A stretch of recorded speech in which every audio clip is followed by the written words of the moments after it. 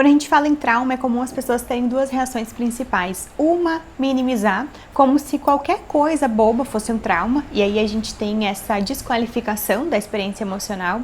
E outra, associar trauma a só situações muito graves externas, então um acidente, uma grande perda, uma tragédia. Só que o trauma pode ser coisas que a pessoa viveu, ela colocou debaixo do tapete e aquilo ali segue influenciando a vida dela sem que ela fizesse a mínima percepção. E esse é o impacto do trauma, que muitas vezes é invisível e que causa muitos danos para a vida daquela pessoa justamente por ela não se dar conta, esse algo invisível. Então ela nem consegue perceber para se trabalhar. Situações de violência, seja na rua, seja dentro de casa, todos os tipos possíveis de violência, inclusive aquelas invisíveis, como a violência psicológica, que é tão difícil da gente perceber, especialmente quando vem de alguém que a gente confia, podem ser a raiz desses traumas que não são trabalhados, porque a pessoa minimiza ou mesmo não consegue nem perceber que aquilo ali foi um trauma na sua vida. A Organização Mundial da Saúde diz que mais de 1 bilhão de crianças sofrem algum tipo de violência todos os anos. E a Unicef diz que quase 400 milhões de crianças vivem sob uma disciplina violenta. Então não é surpresa para ninguém. E se a gente for associar isso à pobreza ou situações de precariedade financeira, um país violento, a nossa insegurança para sair de casa, é muito difícil que algum de nós tenha passado ileso de algum trauma. Na verdade, é um privilégio a gente ter vivido a nossa história sem esses traumas marcantes. Um estudo do The Lancet aponta que 1 a cada 5 mulheres relata já ter sofrido abuso sexual na infância. Isso é muita coisa. E se a gente for associar os tipos de violência que nós mulheres sofremos, seja direta ou indiretamente, simplesmente por ser mulher, ou o medo de simplesmente sair para correr na rua de noite e ser assediada por algum tarado passando de carro, a gente ainda aumenta muito esse número. O trauma, além de ser algo que a gente quer muito esquecer e passar por cima, é uma marca que fica na nossa mente, na nossa memória, e o nosso corpo fica tentando manejar aquilo, mesmo que a gente não tenha consciência. Não são só as grandes situações traumáticas que nos impactam,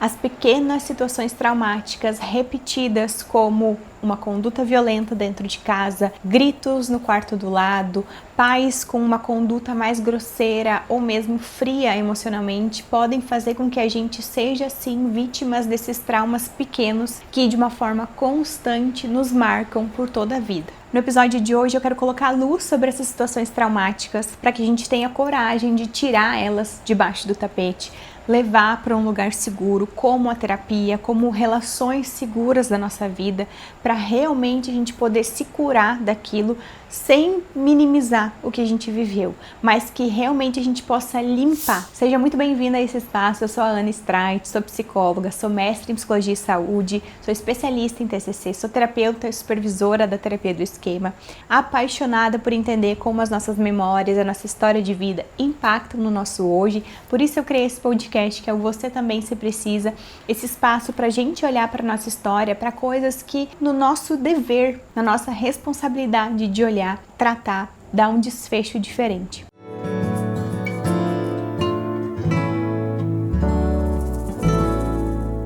Hoje eu quero falar justamente sobre esse assunto que é difícil, é complexo. Nesse episódio a gente não vai entrar nos todos os detalhes aqui importantes sobre um trauma, mas eu quero colocar a luz justamente sobre a consciência que a gente precisa ter e sobre uma mania que a gente tem às vezes, que é compreensível, né, da gente não querer olhar para aquilo, muitas vezes minimizar. Uma coisa comum que as pessoas que viveram um trauma, né, ou vários traumas, enfim, é essa naturalização das condutas abusivas, uma naturalização da grosseria, uma naturalização do desrespeito, da falta de dignidade, e tudo isso vai se acumulando ao longo da vida e vai nos dando impactos invisíveis. Às vezes fica muito difícil da gente fazer a conexão da onde está a raiz daquele problema. Só que é muito importante que a gente não desista. Para vocês terem uma ideia, alguns sintomas que adultos apresentam, né? Então, por exemplo, uma reatividade muito grande, uma falta de ter paz na vida, a pessoa está constantemente nas estratégias de enfrentamento, então está constantemente desligada, apática, ou está constantemente vigilante, com medo de acontecer alguma coisa, ela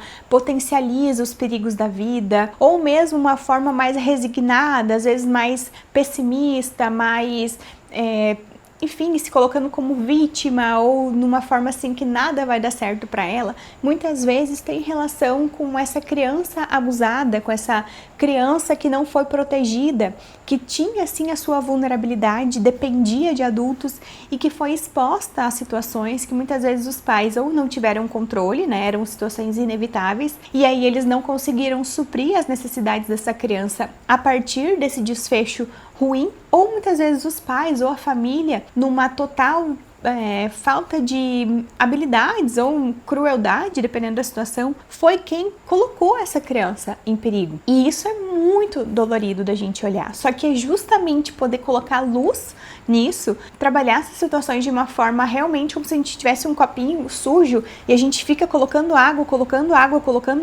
água limpa, até que essa sujeira toda saia, que a gente começa a ter um novo olhar.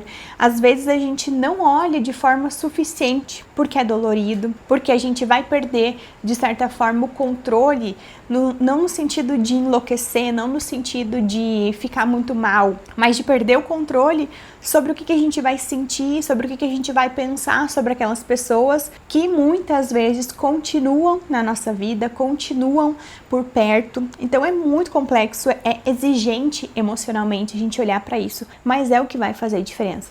Então a primeira coisa que a gente precisa entender é que essas situações traumáticas, sejam os grandes traumas, a gente tem uma teoria muito legal que fala que são os T's grandes, né? Então os grandes traumas, que é isso que a gente tem no imaginário comum, né? Uma guerra, um acidente, uma tragédia, uma grande perda, enfim, algo realmente marcante, externo, mas esses T's pequenos, que são essas situações repetidas de violência, essa situação repetida de um constrangimento, de uma crítica excessiva, isso vai deixando marcas na pessoa e é tão ruim quanto essa situação de um T grande. Muitas vezes esses traumas do T pequeno, eles socialmente são invalidados já. Então as pessoas, elas têm essa tendência de não querer dar valor para isso, de falar que isso é drama, que isso é mimimi, e exigir que a pessoa que passou por uma situação assim, ou que vivenciou uma infância, vivenciou isso em casa, precisa ser mais forte, sendo que a força não tá necessariamente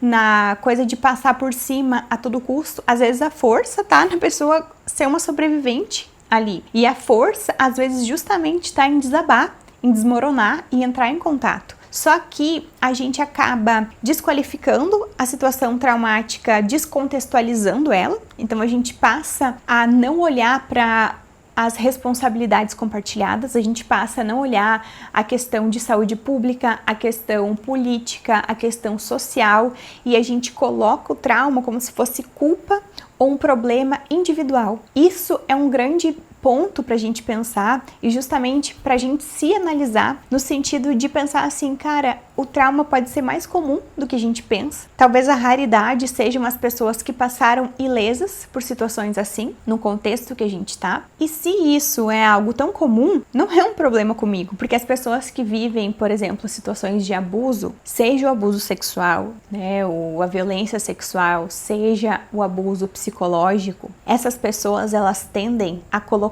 a culpa nelas, então elas não querem falar sobre aquilo porque justamente lembrar daquilo já é visto por elas muitas vezes como um erro, como uma fraqueza, como algo errado. Então elas tentam lidar como se aquilo não tivesse acontecido, só que elas falham, porque o corpo, ele precisa que a gente olhe, a gente precisa integrar emocionalmente tudo, porque senão a gente fica lançando mão de estratégias muito primitivas. Então o primeiro ponto é conseguir enxergar o trauma, conseguir enxergar essas situações, né, sejam trágicas ou constantemente infelizes na vida de alguém, como uma questão contextual e não um problema daquela pessoa. Eu lembrei agora dos diários do Franz Kafka, que ele conta, né, várias coisas que ele viveu com o pai, e tem até um livro, tem um outro vídeo aqui no canal se tu tiver pelo YouTube, tu consegue acessar, que é sobre a carta ao pai, que ele conta, né, toda a conduta violenta do pai, uma pessoa muito dura, muito crítica, punitiva. E o Franz Kafka, ele tinha uma grande dificuldade de se relacionar, tanto que boa parte da vida dele, ele ponderou sobre o noivado e ele amava, né, era um amor recíproco,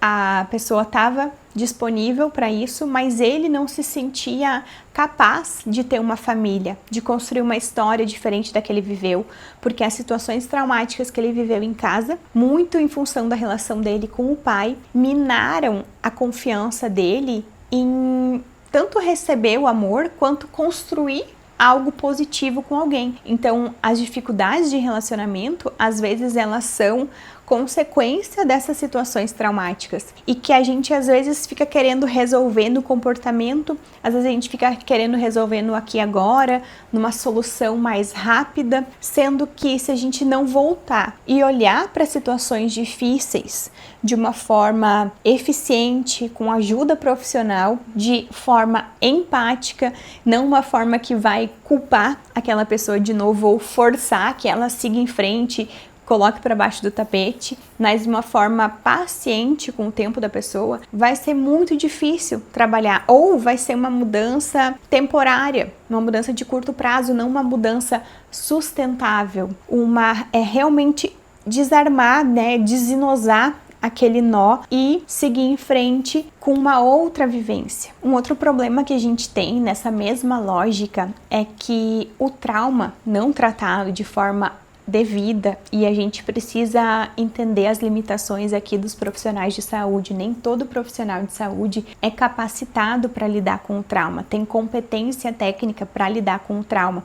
O trauma é uma coisa muito específica que requer essa imersão, então nem todo profissional tem habilidades mesmo, e é importante o profissional poder reconhecer quando ele não tem essas competências. Mas algumas abordagens, elas vão levar a uma amortização dos sintomas. Então, a reatividade é um sintoma, a dificuldade de relacionamento é outro sintoma. Às vezes a pessoa tem muito problema com ansiedade, então os transtornos de ansiedade, às vezes até uma fobia, questões ali muito críticas de personalidade, às vezes vão ter a ver com esse trauma ou esses traumas vividos ali num período da vida em que a pessoa era muito vulnerável. E alguns tratamentos vão focar na diminuição dos sintomas, então eles vão focar em tratar as questões sintomáticas para que a pessoa consiga viver. Isso não é de todo mal, porque às vezes a pessoa está num sofrimento, numa angústia tão grande em função dos sintomas, que ela realmente precisa desse acalento no momento.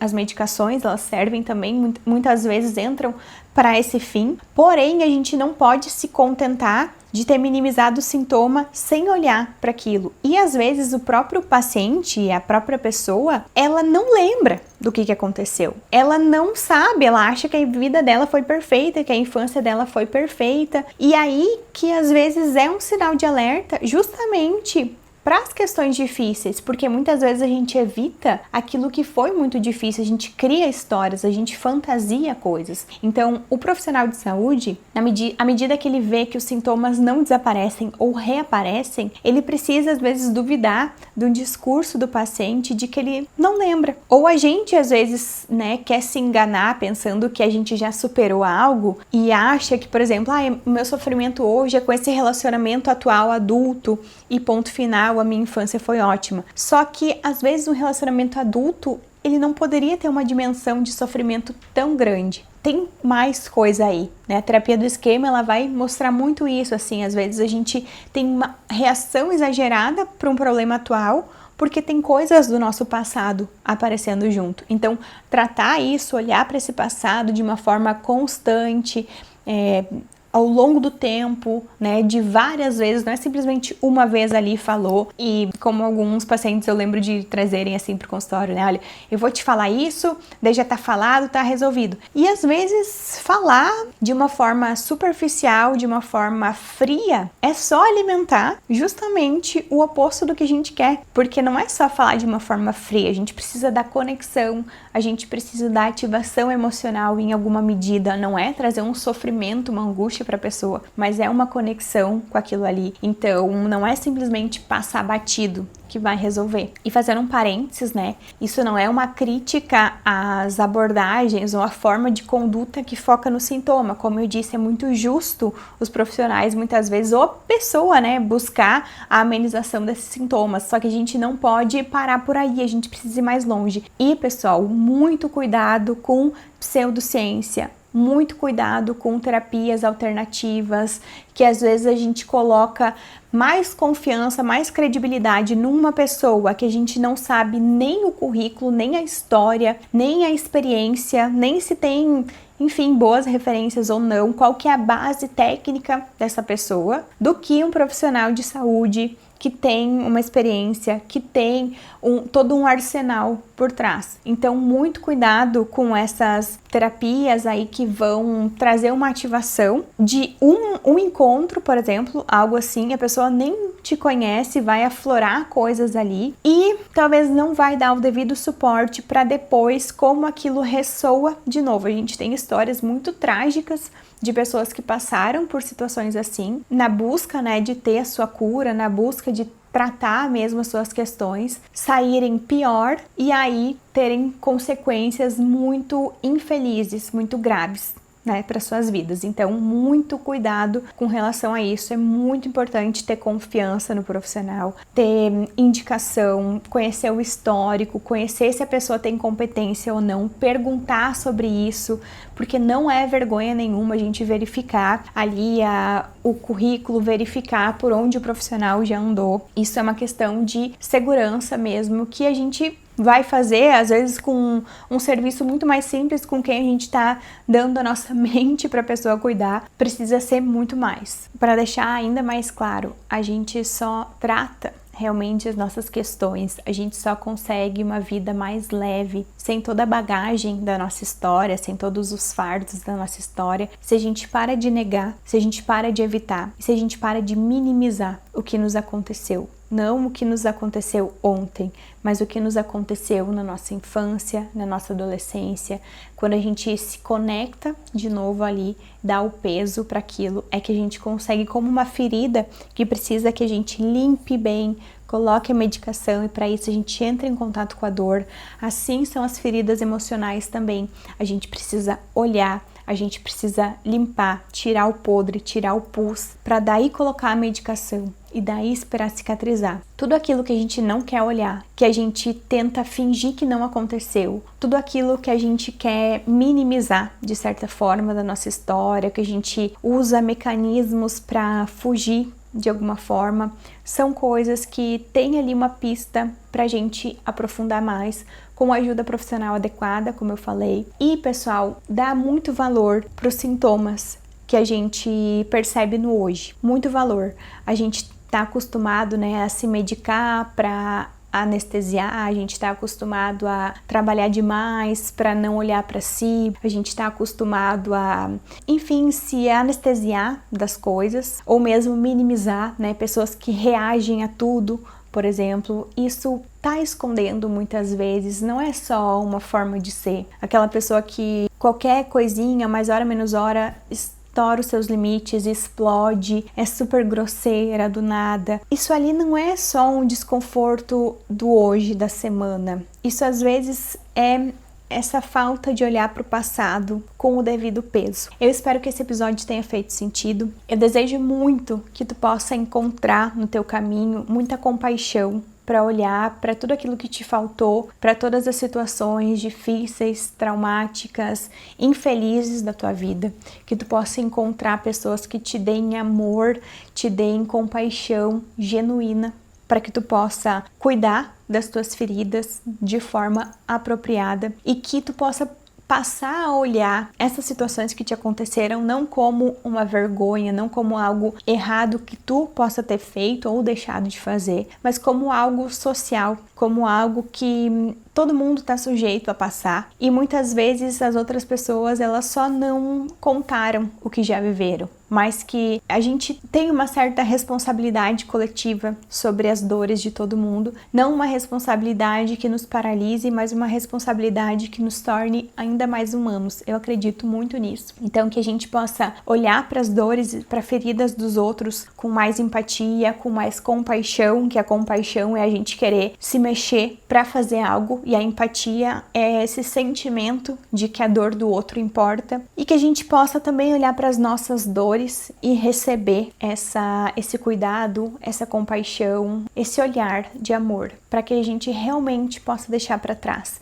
Não é em busca de um perfeccionismo ou de um desempenho perfeito, né, exemplar, mas é em busca de uma vida mais leve. É isso que eu desejo para ti. Um super beijo, até nosso próximo episódio, toda segunda-feira aqui no YouTube e no Spotify também.